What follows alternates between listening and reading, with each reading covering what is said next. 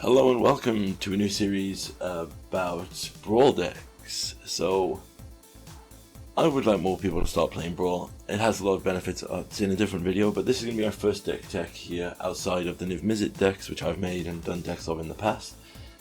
So I decided I'm going to start on flavor and go through the guilds of Ravnica. So we'll start with all the heads of the guilds, or the lieutenants of the guilds. Starting here with Prime Speaker Vannifar, the most complicated one of them all. So for those of you who don't know, Vannifar is 2 green and a blue for a legendary elf ooze wizard 2/4. She has the activated ability of tap, sacrifice another creature, search your library card for a creature with mana value equal to 1 plus what you sacrificed. Put that card onto the battlefield. Activate on this sorcery. Now, this is Birthing Pod. For anyone who doesn't know, Birthing Pod was an artifact that had the exact same text as this, and it led to some degenerate combo lines and some degenerate value lines. Now, as you can tell from the way our deck is structured, we're very degenerate here. So, what's our goals with this deck? Well, one, we need to activate Vannifar to generate chains of value, and 2, we have to get her out ahead of schedule. Now, fortunately, this works well in both regards because we are running an excessive amount of mana dogs. So just to show this in full scale here are our 1 mana dogs that we are running in the deck. That gives us ahead of curve time. So we want to basically build a board of mana dogs. Also, we're running 15 2-drop or less mana dogs here. These are highlighted here. So what we want to do is go mana dork, turn 2 mana dork, mana dork, mana dork, then get Vannifar out. We would like to have a couple of creatures on board as well when we do it, obviously to trigger Vannifar, but we could play a creature and then trigger the Vannifar. Now you might look at this deck and go, well, that's crazy, well, what are you going to do? There's not a lot in the chain. So, first thing we'll do is we'll explain the full chain here. So, we sacrifice our 1 CMC mana dork to grab a corridor monitor. When that enters, it untaps Vannifar, allowing us to activate her again. That's the key synergy. We'll sack the corridor monitor, that gets us a tower scout. Same trigger, untap. This is where things get awkward.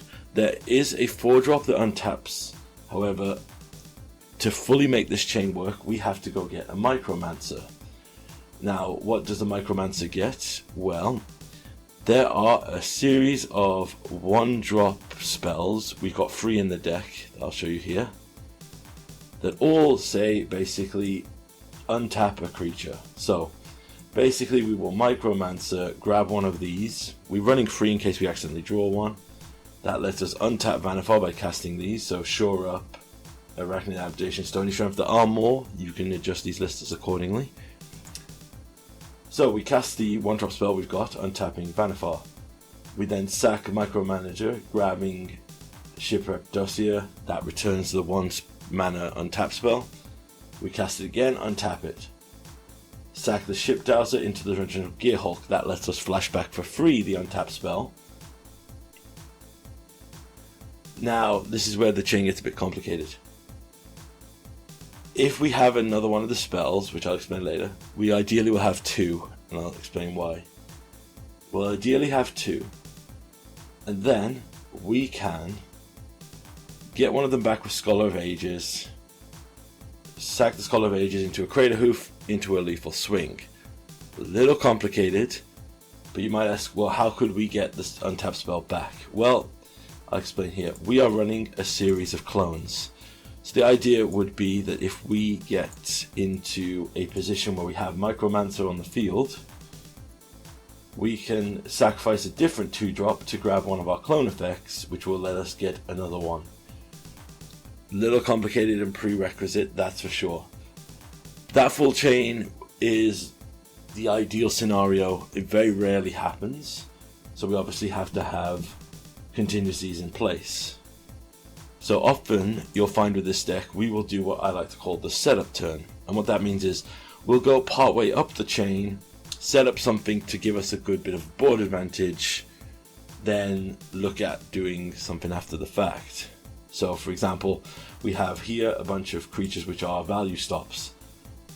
So So ultimately, as well, as opposed to grabbing the buy stuff from the graveyard, we have things. So we have Breaching Hippocamp, which is a 4-drop untapper. We have Specimen Collector, which gives us a few more tokens if we need to put a few more things on the board to give us good triggers for our Craterhoof if our end game is to get there. We could also throw down a Jin-Gitaxias. A turn 3 Jin-Gitaxias is backbreaking to a lot of decks. They will not be able to deal with it. And aside from that as well, we can also get a Tolovar's Huntmaster, which is a really good deck creature to get with. These are just some examples. You can choose your own for the chain. You don't have to build around with Vannifar. You don't have to build around making a instant win kill chain.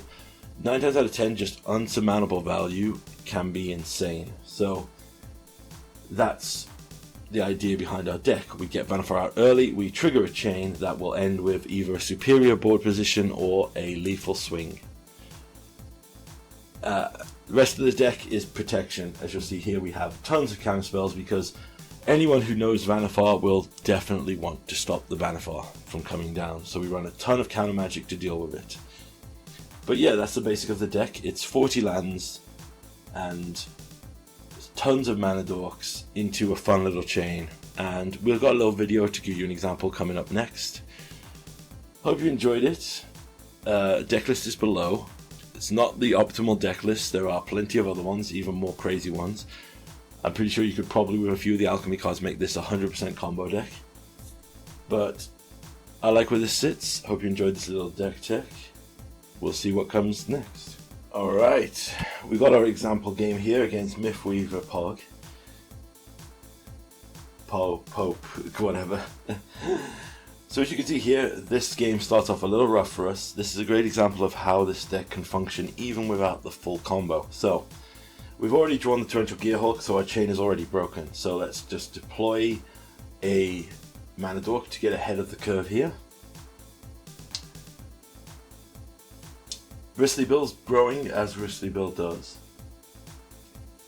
Opponent's going in. We'll take the free here. Now we'll drop the command tower and get Vannifar down ahead of turn. So on 3 we got Vannifar down. And this is also something I should have said in the deck tech, is even if you get it ahead of turn, what you can often do is untap and deploy another creature to help you establish a chain. So we drew the third link in our chain here, which puts us in a really awkward position. I'm going to choose Elf in case they have a fight spell to kill Vannifar. So I consider here what my options are. First thing I'm going to do, tap this for mana, or is important.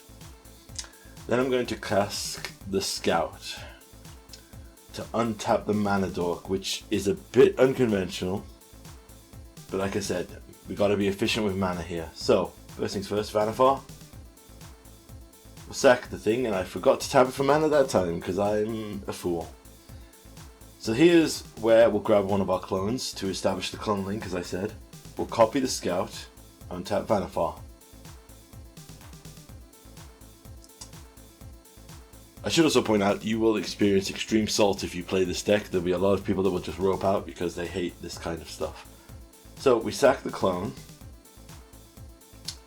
This allows us to get up to 4. Now we choose Micromancer because we have 2 mana here, so we can do the chain. However, we can't go all the way, as I said before. So I would suggest Short up here, because given Hexproof can be pretty good in case they have something crazy. Also the pump's pretty nice. We will Short up Vannifar to untap it. Now we use Vannifar, sacrifice Micromancer here.